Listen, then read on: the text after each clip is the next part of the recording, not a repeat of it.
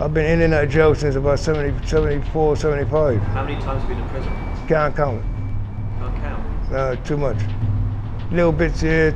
I've done about 12 to 14 years behind the door. In prisons today, there's around about 83,500 people in prison. Over 50% of prisoners will reoffend within their first year of being released. They should bring back the detention centre in Borstal.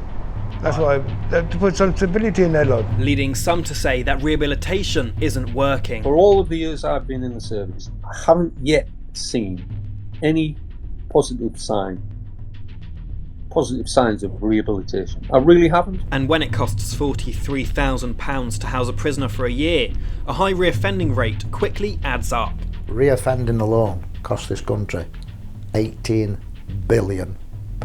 But could there be a way to reduce this rate of reoffending? You have to try and rehabilitate, but you don't actually have to go to prison to be rehabilitated. Val Warrels has been a prison officer his whole life. He says employment is key to stop reoffending. After seeing thousands and thousands of lads, the same faces coming back year after year after year, and then actually coming back and introducing me to their sons, I thought, this is not right. There's nothing for these lads when they come out. You ain't got anything. And you're wanting a smoke, you ain't wanting the food. What are you going to do?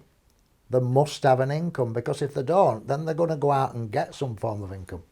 They can sell drugs and make £5,000 a week, some of them. Val decided to do something about this and set up charity Tempus Novo. We get the people with convictions, employers who are willing to take on ex-offenders or people with convictions, put them together and support them both for 6 months. So over the past 4.5 years, we've actually placed now 410 people into work. And one such company employing ex-offenders is Tap Social. We call this the A-Team. Yeah, it's the A-Team. Impeccable. Tap Social is a social enterprise brewery.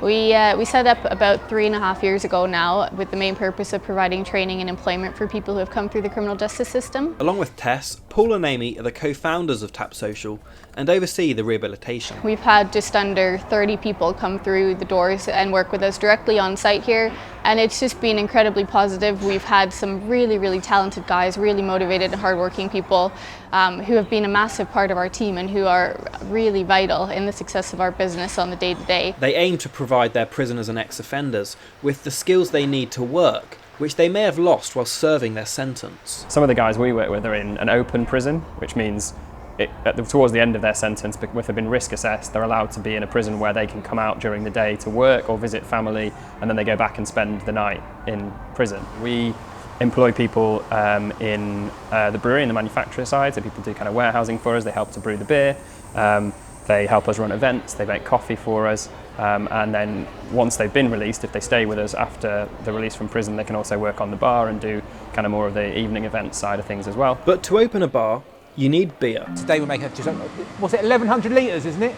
In pints, it'll probably make near on 2,000 pints. Both Harvey and Ulcie are on Tap Social's rehabilitation programme. I call it CID, consider it done. They work with Chief Brewer Jason to ensure that no one goes thirsty. It's going to get noisy, yeah? All the grain goes in this hopper. The hopper will shoot the grain up to there, mix it with the water. And it's now pumping in to the mash tun.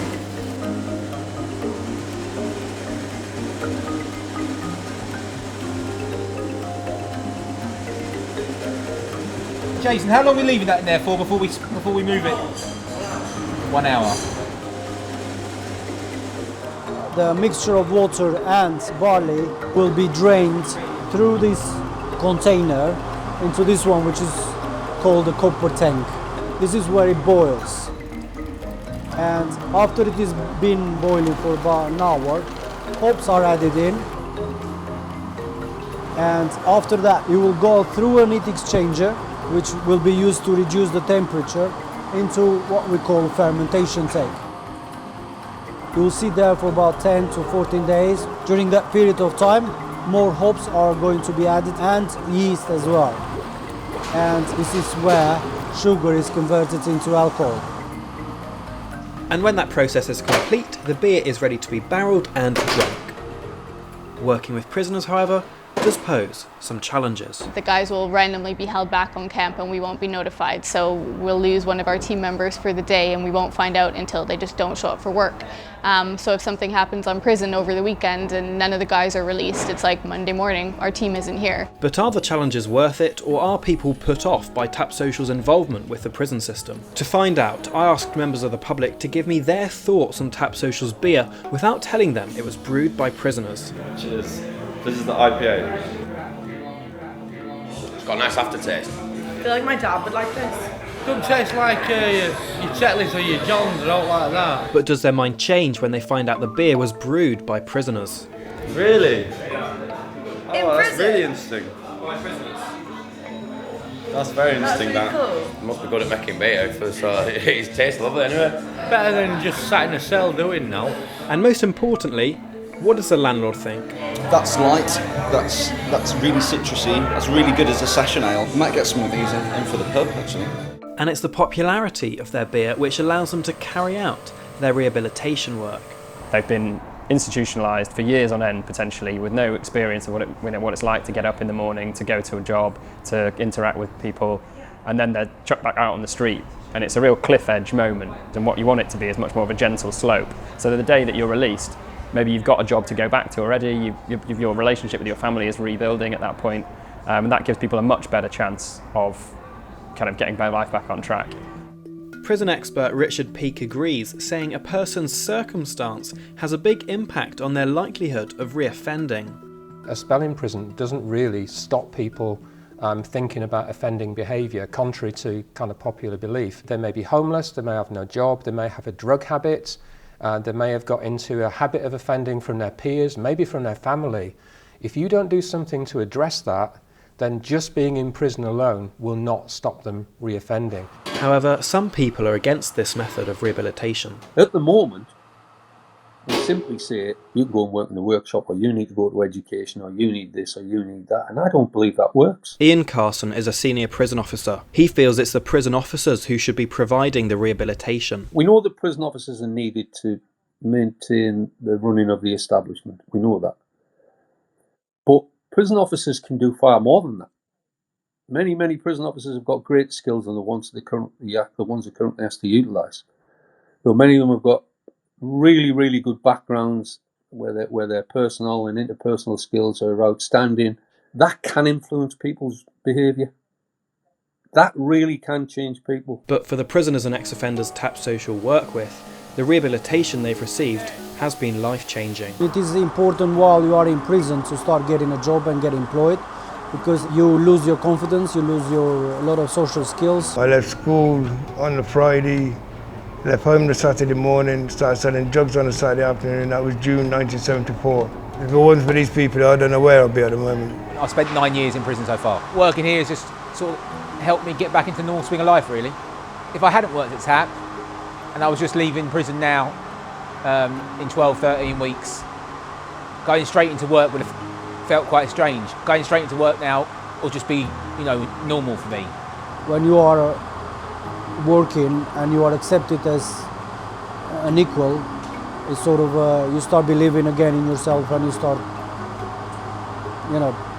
it's a lot easier, of course. Tap Social are hoping to help even more prisoners and ex-offenders in the future with the opening of their new brew school, where they can share their skills with members of the public, as well as starting other avenues of rehabilitation. We'll be opening a kitchen for the first time, which is really exciting. It will open up a whole new training scheme for the guys that we work with, but probably, starting at a government level would be massively helpful, whether that's financial, even just in terms of the programs available and the systems in place to help organisations do what we're trying to do. The Ministry of Justice issued a statement saying that they do not speak with student journalists.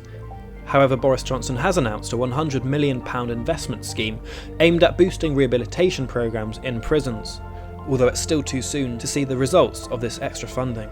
For Tap Social though, it's public support which is key, helping to fill the place it all started for them, their tap room. Second chances, we're all human, we all need them, and places like this that acknowledge that kind of side of our humanity, that we all need a second chance, I think it's great. As you can see, look how busy it is today.